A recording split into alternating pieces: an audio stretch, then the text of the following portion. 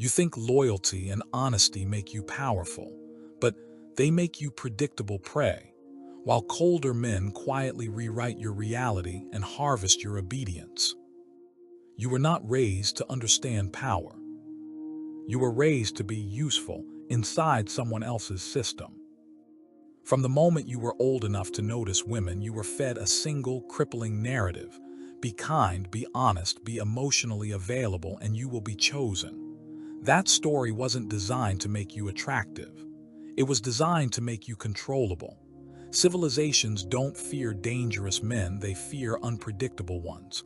So they trained you to be predictable, polite, exposed, soft around the edges.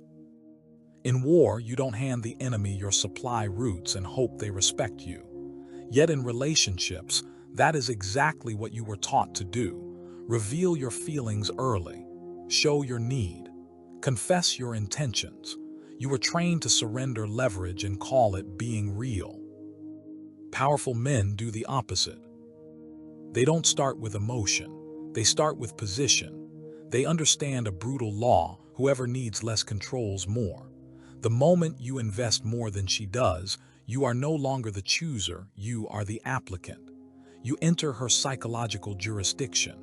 From that point forward, everything you do is filtered through one silent question in her mind. How much can I take from him? This is not romance. This is gravity. Women are not cruel by nature. They are adaptive. They move toward what feels stable, dominant, and scarce. They move away from what feels available, predictable, and desperate.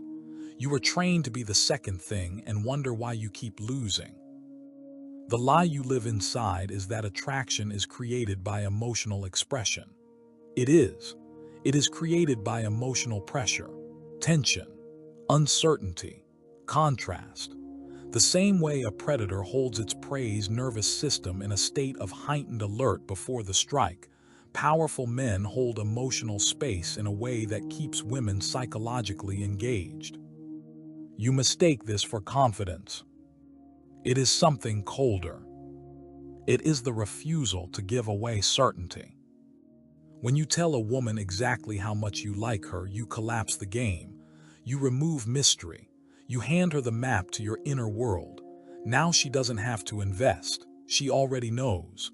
She can take her time, explore other options, return when she wants validation. You have placed yourself beneath her without ever kneeling. Powerful men never do this. They let women reveal themselves first. They let her lean in. They let her wonder. They let her chase clarity that never fully arrives. Not because they are cruel, but because they understand how the human nervous system bonds. People don't bond to what is available. They bond to what feels just out of reach. This is the lens shift you were never given. Love is not built on safety. It is built on perceived value. And perceived value is not declared. It is demonstrated through behavior, through options, through a life that does not bend around her. When a woman senses that your world would continue with or without her, her psychology changes. Her investment increases. Her attention sharpens. Her attraction deepens. Not because you asked for it, but because she felt it. This is why the most toxic men always seem to have options. They are not toxic, they are scarce. And scarcity is magnetic. You were told to be open. They learned to be strategic. You were told to prove your worth. They learned to assume it. This chapter is not here to make you bitter. It is here to rip the blindfold off. You are not failing because you are unworthy. You are failing because you are operating under a moral model that is designed to remove your leverage. In every power system, politics, war, markets, relationships, the same law applies. The one who controls uncertainty controls outcomes. You have been bleeding certainty everywhere. That ends here. Core psychological mechanism. Control does not begin with dominance. It begins with perception. What you believe a woman feels determines how you behave, and how you behave determines who holds power. Powerful men do not try to control women directly. That would trigger resistance. They control the story inside her head. Once you own that, her behavior follows without force. The primary weapon is not charm. It is ambiguity. The human brain is wired to resolve uncertainty. When something feels unfinished, unclear, or emotionally incomplete, the mind keeps returning to it. This is why unresolved conversations haunt you. This is why unanswered messages feel heavier than rejection. Your nervous system hates open loops. Powerful men weaponize this. They give just enough interest to spark hope, then pull back just enough to create tension. They are present, then distant, warm, then unreadable, not randomly, strategically. This creates what psychologists call intermittent reinforcement, the same mechanism used in gambling addiction. When rewards are unpredictable, the brain releases more dopamine. The woman becomes more emotionally invested not because she is getting more, but because she doesn't know when she will get it again. You, on the other hand, were trained to be consistent, predictable, transparent, safe. Your attention is always available, so it loses value. You flood the system with reassurance and starve it of intrigue. Powerful men do the opposite. They ration themselves. Another mechanism is selective validation. Most men give praise freely. They tell women they're beautiful, special, amazing. It means nothing because it costs nothing. Powerful men don't validate everything. They validate only what aligns with their standards. When approval is scarce and conditional, it becomes a currency. She starts adjusting her behavior to earn it. This flips the power dynamic. Now she is not asking, "Do I like him?" She is asking, "How do I keep his attention?" And once that question appears, you are no longer chasing. You are being pursued. There is also the weapon of emotional framing. Weak men react to a woman's moods. Powerful men set the emotional temperature of the interaction. If she is anxious, he remains calm. If she is distant, he does not pursue, he withdraws. This creates contrast. His emotional stability becomes a psychological anchor. She begins to orbit it. Most men think they need to impress. Powerful men make her feel slightly off balance. Not unsafe. Uncertain. Because uncertainty breeds focus. When a woman cannot fully predict where she stands with you, you occupy more of her mental real estate. She thinks about you when you are not there. She replays conversations. She looks for signals. That is emotional control without ever raising your voice. This is why begging never works. When you plead, you collapse uncertainty. You show your hand. You reveal your dependence. You hand her the control panel. Powerful men never show emotional need first. They let her cross that line. Once she invests more, she becomes the one afraid of losing. This is the dark trick. You do not win by being chosen. You win by being the one who could leave. And when she feels that, everything shifts. Archetypes and behavioral patterns. Every romantic battlefield is populated by 3 types of men. You can pretend this isn't true, but your own history already proves it. One is ignored. One is tolerated.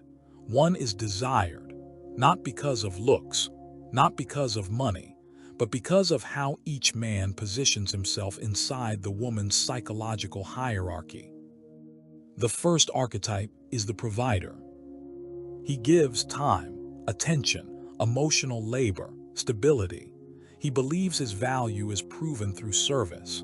He listens to her problems, supports her dreams, validates her feelings, and waits patiently for affection in return. In his mind, loyalty should earn intimacy. It never does. The provider is safe, but safety is not arousing.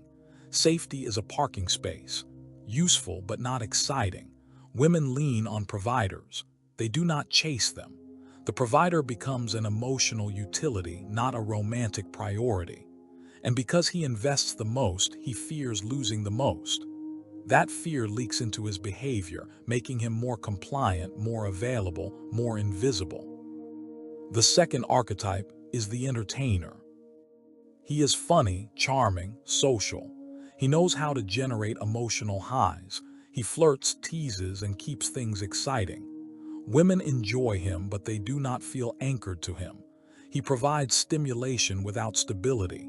He is a distraction, not a destination. He gets attention, but not devotion. Then there is the third archetype, the one women do not talk about honestly. The unmoved man. This man does not chase. He does not overshare. He does not emotionally collapse when she pulls away. His life has gravity, work, purpose, options. When he is present, he is focused. When he is absent, he is unreachable, not in a dramatic way, in a matter-of-fact way. His attention feels earned. This creates a brutal psychological effect. The provider makes her feel needed. The entertainer makes her feel amused. The unmoved man makes her feel small. Not inferior, but aware. Aware that she could lose him. That awareness activates her attachment system. She invests. She initiates. She tries to secure his position in her life, because for the first time, she is not in control of the emotional supply. The unmoved man does not play games. He simply refuses to become dependent. And dependence is the root of submission. When a woman senses that you do not require her to feel complete, she feels the urge to become the one who matters. This is not manipulation. This is how hierarchy works in every human system. People submit to what they cannot easily replace. Most men are replaceable because they advertise their need. The unmoved man is not. He does not need to threaten. He does not need to demand. His indifference does the work for him. And that is why he always wins. Deepening the threat. Romantic stories taught you that women are moved by emotion. History tells a colder truth. Women move toward power, not tyrants, not bullies, but gravity, the sense that a man stands on something solid, immovable, and rare. In every civilization, from tribal societies to modern cities, women attached themselves to men who controlled resources, direction, and protection. Not because they were evil, because survival rewarded that choice. Attraction evolved as a radar for stability and dominance. Love was added later as a story to make it feel beautiful. You live in the story. Your nervous system lives in the truth. When a woman meets a man whose life is already full, whose time is already claimed, whose emotions are not begging for permission, something ancient switches on. She feels drawn not to him, but to what he represents, security without submission. This is why emotionally needy men trigger quiet disgust, not because they are bad, but because need signals weakness.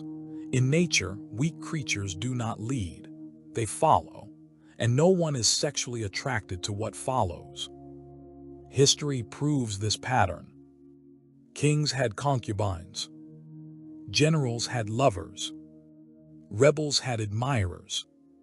Not because they were kind, but because they were consequential. Even in modern dating, the same pattern repeats. The man with options is desired. The man who waits is ignored. Dating apps, social circles, offices, they all obey this law. The man whose attention is scarce is the one women compete for. The man who offers it freely becomes background noise. This is the deep threat you must face. If you remain emotionally open and easily available, you are selecting yourself out of the hierarchy. You are not being moral. You are being irrelevant. Women do not wake up wanting to dominate men. They simply respond to the emotional physics of the room. They go where the weight is, where the presence feels larger than them. The tragedy is that most men confuse this with cruelty. They see emotionally distant men winning and assume something is wrong with women, something broken, something shallow. No, women are not shallow. They are precise. They are selecting for men who do not collapse. And when you collapse, when you chase, plead, explain, overinvest, you tell her a single, devastating truth. You are not the center of your own life. So she will not make you the center of hers. This is not about becoming heartless. It is about becoming heavy. A man with gravity does not have to beg things to orbit him. They do it naturally. You either become that, or you become what circles it. Strategic response/behavior shift. You do not gain power by demanding it. You gain it by becoming difficult to ignore. Most men try to reverse their losses by saying more, giving more, explaining more. That is the instinct of a subordinate. When power slips, he tries to negotiate it back. Powerful men do not negotiate. They adjust their position. The first shift is brutal. You stop making women the emotional center of your life, not as an act of spite, as an act of strategy. Your time, energy, and focus must be invested in something that would continue even if every woman disappeared tomorrow. Work, skill, status, physicality, a mission that creates momentum. Without this, everything else is theater. When a woman senses that she is your primary source of validation, she feels it immediately. It makes her uncomfortable, not consciously, viscerally, because now she is responsible for your emotional stability, and no one is attracted to what they have to manage. The second shift is behavioral scarcity. You stop responding immediately. You stop being always available. You stop filling every silence. Silence is not awkward, it is pressure. It forces the other person to lean forward, to invest, to reveal. You also stop volunteering information. Powerful men answer what is asked.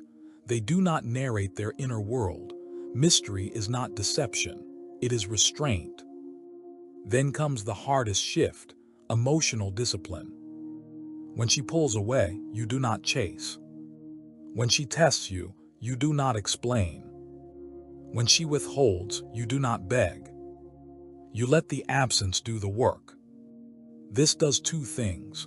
First, it protects your dignity. Second, it tells her that her behavior has consequences, not shouted, not argued, simply reflected in your availability. Women do not respect words. They respect patterns. When she sees that you do not reward distance with pursuit, her psychology recalibrates. She moves back, she checks in, she invests. Not because you forced her, but because the dynamic shifted. You are no longer trying to be chosen. You are deciding whether she qualifies. That is the moment power returns. You must also develop standards, not preferences, standards. How you expect to be treated, how quickly you disengage from disrespect, how little tolerance you have for emotional chaos. These standards are not announced. They are enforced through your willingness to walk away. The man who can walk away is the man who cannot be led. This is the strategy, not manipulation. Positioning. You become the prize by refusing to beg for value. Identity, death, and replacement. You cannot step into power while dragging the corpse of your old identity behind you. The version of you that hopes, waits, explains, and endures disrespect must die, not symbolically, functionally.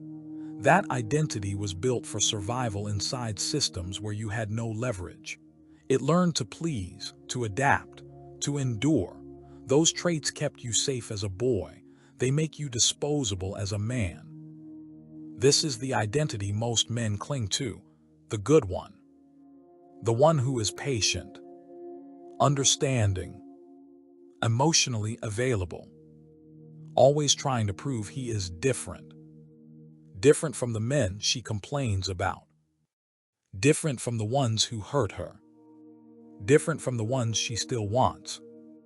The good one believes being better will be rewarded. He does not realize he is being compared and losing to men who never needed to audition. Power does not come from being good. It comes from being sovereign. Sovereignty means your emotions do not dictate your actions. It means you feel attraction but do not obey it. You want her, but you do not require her. That psychological independence changes how you stand, how you speak, how you leave. The old you feared abandonment. The new you accepts it. That acceptance is not numbness, it is leverage. When you no longer fear losing someone, you stop being controlled by the threat of losing them. And when a woman senses that, something dangerous and magnetic appears in her perception of you. You are no longer a resource to be consumed. You are a force to be reckoned with. This is the identity replacement. From seeking approval to setting terms. From hoping to be chosen to deciding who enters. From reacting emotionally to acting strategically. Most men cannot survive this transition. It feels lonely, cold, isolating, because it requires you to detach from the warm lies you were given about love and fairness. But the reward is simple. You stop being prey. You become the man who cannot be emotionally cornered.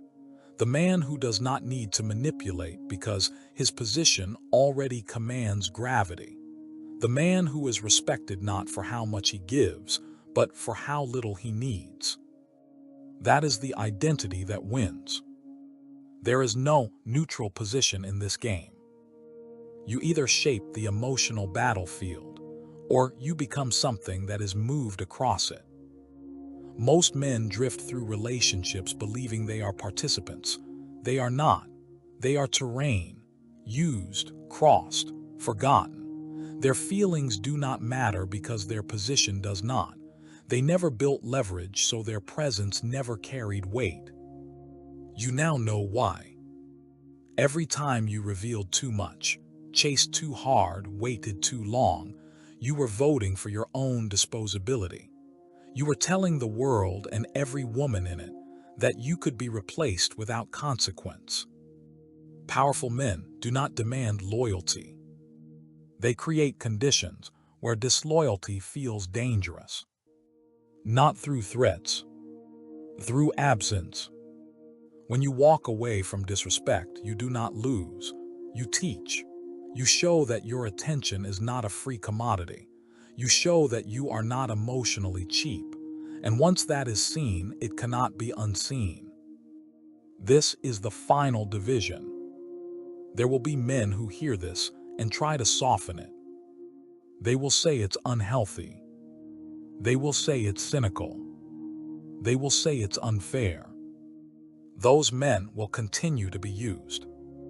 Then there will be a smaller group who recognize the pattern in their own history, who see that every time they were truly desired, it was when they were least available, when their life was full, when they were emotionally steady and hard to reach. Those men will change, not into monsters, into sovereigns. You do not need to hate women. You need to stop worshiping them. The moment you make yourself the center of your own life, everything else rearranges, not magically, mechanically. Choose now. Be the one who waits for affection, or be the one whose absence is felt. There is no third option.